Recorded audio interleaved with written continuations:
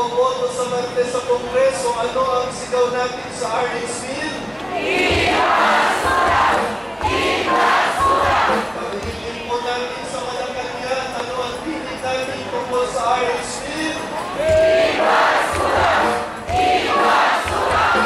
Kayo naman po, para ibahagi sa atin, kanina po ang Arsobispo ng Maynila ay kanyang binigyan ang pagmamahal natin sa mga lupa.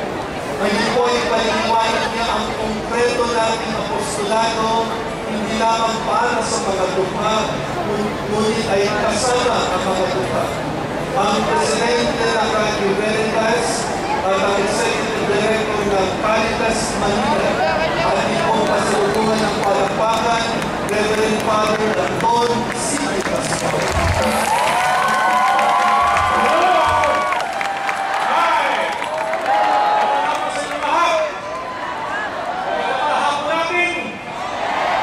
Maganda ba katabi natin? Palakpakan natin ang Panginoon, ang Diyos ng buhay! Sabihin natin, yes to life! Yes to life! No to orange peel! No to orange peel! Sigaw na simbahan, yes to life! Yes to life! No to orange peel! No to orange peel! Sino ba ng simbahan? Tayo! Ayaw ko ang simbahan. Sabihin mo sa kapatid mo, ikaw ang simbahan! Ikaw ang simbahan! Yes to life ka! Yes to life! No to orange peel! No to orange peel! Palakpakan natin ang Panginoon. Ang sabi nila, ang kulay daw natin ay pula. Taas ang kamay na nakapula. Hindi ka bang pula? Ang babae mo, palagi nakapula.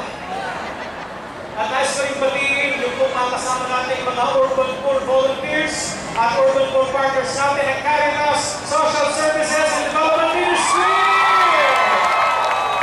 Isang sigaw dyan sa Caritas! Kulay-pula po ang aming kulay sa Caritas, aming mga pulahan. No? So yan po ang kulay ng buhay, kulay ng pag-ibig ng Diyos. At ako po ay narito, ang sabi nila, magbahagi po daw tayo ng ating karanasan sa Metro Manila, lalo na sa ginagawa ng simbahan pagtulong sa mga may hirap. Sapagkat sinasabi po ng mga nagtutulak ng Harrisville, ng Harrisville daw ay para sa